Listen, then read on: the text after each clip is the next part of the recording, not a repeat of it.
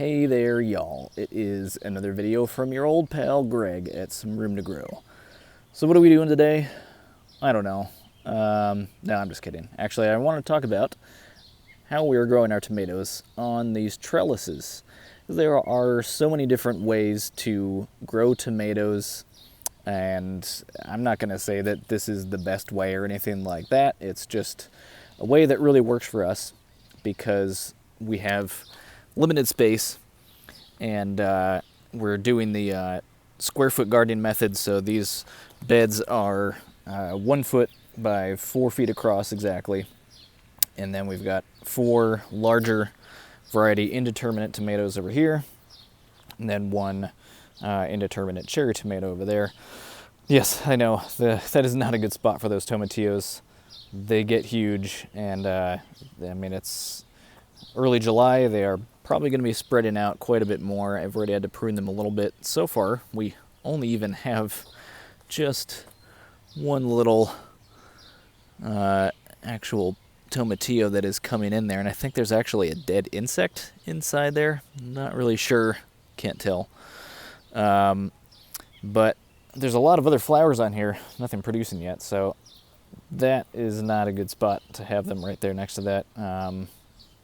But there you go, lesson learned. So anyway, the tomatoes we are doing as a single stem going up these trellises. And so we're basically just trying to prune them down and pinch off any of the extra little suckers that come out. I think I've mostly already been getting a lot of those off of there. It's actually a new one starting to come in. So in the crooks of the branches that come off, kind of keeping an eye out for any little suckers or lateral growth that is coming out of there and pinching that off. And actually, I think on this one up here, there's a couple new ones. Yeah, so just keeping an eye out for these. So it's mostly just, or it is just the main stem going up. And then we're tying that with some natural fiber twine. Actually, I gotta do a little more tying on that one. And even though I'm out here pretty much every single day keeping an eye on these, they've still gotten away from me. This one in the end, this is our Brandywine Heirloom Tomato. And I mean, obviously we're not trying to save seeds from these things. We would not be able to grow a whole bunch of different kinds here if we were doing that. But this one did start splitting off, and I did, before, it was a little while ago, I cut that off of there to keep it just going up this stem. So obviously that is okay. You can do that. Don't, freak out about trying to prune off any extra growth. If it's splitting into 2 stems, you can trim it, and it will do just fine. Obviously this one's doing okay. So people say doing it this way, you don't get as much fruit. They don't produce as much, but the fruit that you do get, it's bigger than if you just let them grow to their own devices and just keep branching out. It's definitely more work doing it this way, but as I said, we're trying to keep it in this small space, and so we have to really work on training those to go straight up as much as possible. And our Cherokee Purple over here, well, first, yes, it does have a bit of leaf curl there, so that is a nutrient or mineral deficiency there, so I'm still figuring that out. I'm sure anybody watching can probably let me know if exactly what this is. Please leave a comment. But it's weird that it's only doing it on this one, and the rest of the bed seems to be mostly okay. Maybe things just didn't get mixed up well enough when I was preparing the soil for the bed. But this one also did get away from me a bit here, and so it branched off here and already started producing fruit, and I did not want to waste those. And obviously these are going to get even heavier than this, so I had to just tie up a little bit of a brace there and go above that so it can't slip down anymore. But once that produces, once we harvest these, then I can probably prune that off, and I'm trying to keep an eye out to make sure that it is actually getting some new growth going up this way. I think it is somewhere in here, if we can see. I think I'm just going to let this keep growing out and maintain that as the main stem once that keeps going up there.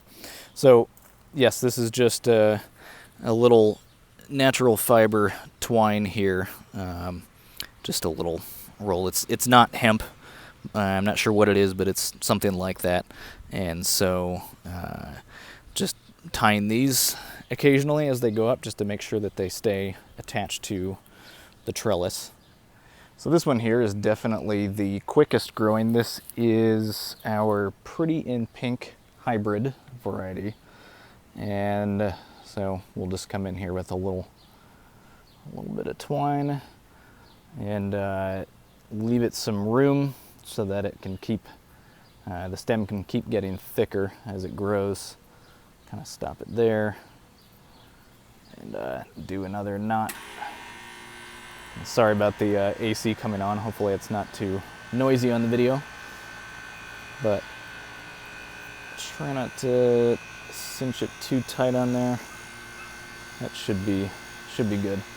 And this nylon netting is very flexible, and I will say at this point, now that these tomatoes are growing up this netting is working okay, but I feel like the wire remesh might work a little better. That's just one big panel that you attach to this, and it won't move around as much.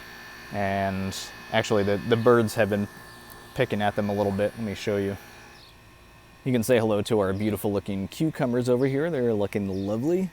So we had the peas over here, and the birds kind of chopped up the bottoms of those, and they also kind of pecked through the nylon netting at the bottom. So there are a bunch of places along the bottom of this netting where they have picked it apart, so it's just kind of loose. It's not really a huge deal, but obviously this is not going to be as long lasting as using the wire remesh for something like this. So I feel like we will probably be changing to that next year. So that's about all there is to it for growing tomatoes on a trellis like this. Just keep an eye out for the little suckers coming out. Make sure it's just the one stem. If you do see it branching off like this one, make sure there's no fruit coming out on one of the branches, and then you can cut that off. It's okay.